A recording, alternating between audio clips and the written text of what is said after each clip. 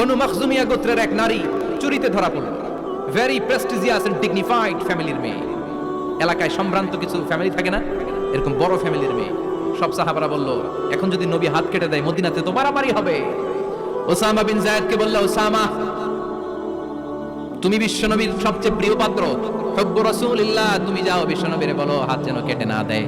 Osama যে বলে, নবী গো, সব সাহাবারা বলেছে এই মেয়ের হাত কাটলে মদিনায় ঝামেলা হবে, হাত কেটে দিয়েন না। এই কথা শুনে বিশ্বনবীর চেহারাটারে লাল করে দিল কে?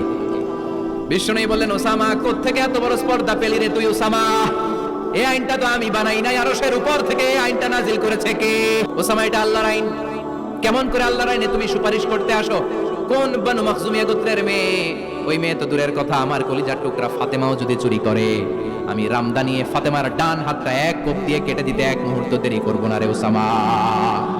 জাস্টিস, ইনসাফ শিখে নাও। কেমন করে প্রতিষ্ঠা করেছে বিশ্বনবী, চিৎকার করে বলেন ঠিক কি না?